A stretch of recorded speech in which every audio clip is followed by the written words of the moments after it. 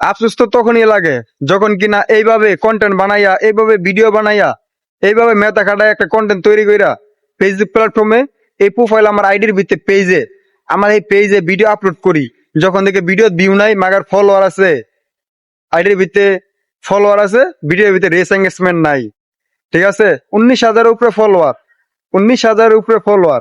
আজকা কি সুন্দর কন্টেন্ট দেই, কি সুন্দর ভয়েস দেই, আর কি সুন্দর ভিডিও বানাই, তারপরেও ভিডিওর ভিতরে ভিউ নাই, কেউ ওর কাছে ভিডিও সাজেস্ট করে না ফেসবুক কোম্পানি। এটাই তো বুঝলাম না, বুঝার কোনো শেষ নাই। ফেসবুক আর ছোট আর বড় নাই, বুঝতে বুঝতে এখন মানে বুড়ো হয়ে যাওয়ান লাগবো, এক টাইমে বুড়ো হয়ে যাওয়ান লাগবো, হয়তো বা বুড়ার টাইমে সফলতা দিতে পারে। ঠিক আছে, ফেসবুক এমন একটা জিনিস, এখানে লাগিয়ে থাকতে হবে, কাজ করতে হবে। কোন সময় কি হয় তার আইডি সে নিজেও জানে না, আপনার আইডি কোন সময় কি হবে, কোন সময় আপনার ভিডিও ভাইরাল হবে, আপনি কলম নিজেও জানেন না।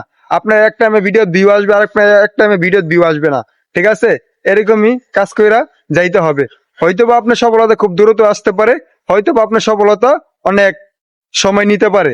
আপনার লাগিয়ে থাকা ফেসবুক প্ল্যাটফর্মে দেখাই দিতে হবে যে আপনি এখানে অ্যাক্টিভ থাকেন, ঠিক মতো কাজ করতে আইছেন সফলতার জন্য, মানুষের ভালোবাসা পাওয়ার জন্য।